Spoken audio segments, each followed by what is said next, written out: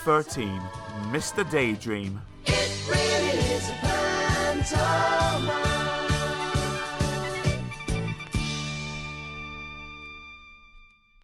This is a story about Mr. Daydream. You know what he looks like, don't you? Because you've seen his picture on the front of this book. It's also a story about a little boy called Jack. And you don't know what he looks like, so here's a picture of him. Now, Jack was a very good little boy. He always ate up all his lunch.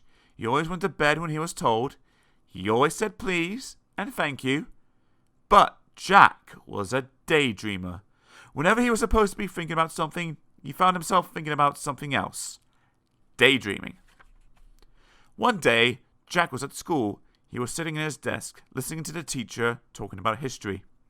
It was a very warm day, and Jack was glad he was sitting at the back of the classroom, next to the open window. Suddenly, out of the corner of his eye, Jack saw something outside the window on the grass in front of the school. Something blue. It was a small, cloud-shaped figure. Jack couldn't believe his eyes. The figure looked at Jack, looking at him, smiled, and waved. Jack looked at his teacher, who was still talking.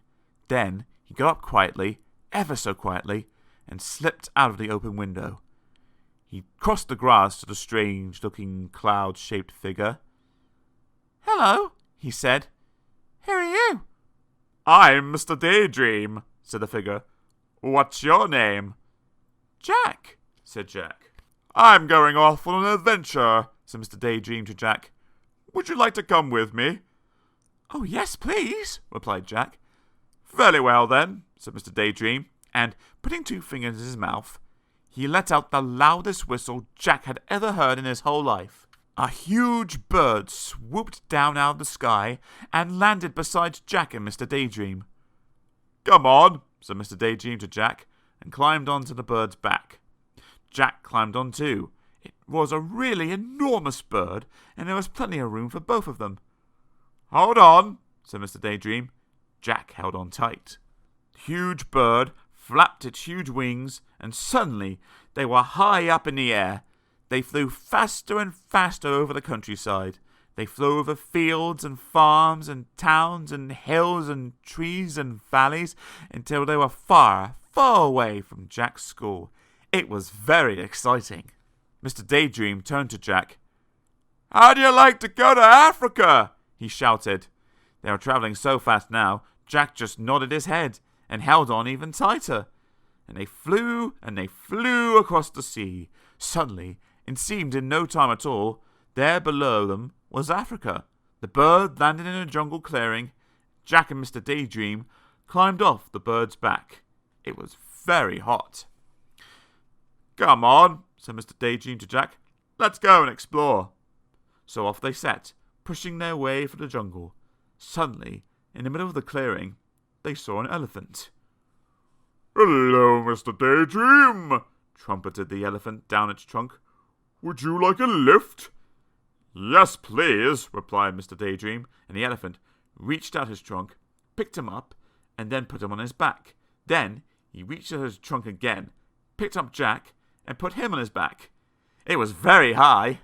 The elephant carried them through the jungle until they came to a river. Then he set them down on the ground, said goodbye, and went off back into the jungle.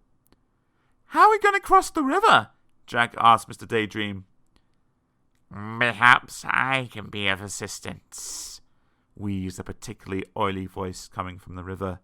They looked, and there was a crocodile.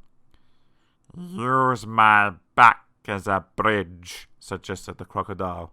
It was very helpful. They were halfway across the river on the crocodile's back when the crocodile grinned a rather nasty grin. All teeth and no smile. Then, flicking his enormous tail and shooting Jack and Mr. Daydream up into the air, the crocodile opened his horribly large mouth and waited. It was very frightening. "Oh dear!" gasped Jack as he looked down at that enormous mouthful of teeth. "Oh dear! Oh help!" Mr. Daydream, upside down beside him, put 2 fingers in his mouth and let out that very large whistle of his. Suddenly, just as the crocodile's teeth was about to go snap, the big bird swooped down out of the sky. Mr. Daydream and Jack landed right on the bird's back. "Phew," said Jack. "Bother," said the crocodile. "Well, I promised you an adventure, didn't I?" grinned Mr. Daydream. "You certainly did," said Jack. "And now," said Mr. Daydream, "I think we'll go to Australia." And they did. Jack learned to throw a boomerang so that it always came back to him. "And now," said Mr. Daydream, "I think we'll go to the North Pole." And they did. And Mr. Daydream fell right up to his middle in a snowdrift. "And now," said Mr. Daydream, "I think we'll go to the Wild West." And they did. And Mr. Daydream found a huge 10-gallon cowboy hat. The trouble was, when he put it on, he couldn't say out. "Jack!" he called from underneath the hat. "Jack! Jack!" Suddenly, Jack realized that it wasn't Mr. Daydream saying his name. It was his teacher. And Jack wasn't in the Wild West. He was sitting at his school desk. "Jack," said the teacher again, "you've been daydreaming." It was true. He had. But do you know something? Daydreaming is more fun than history.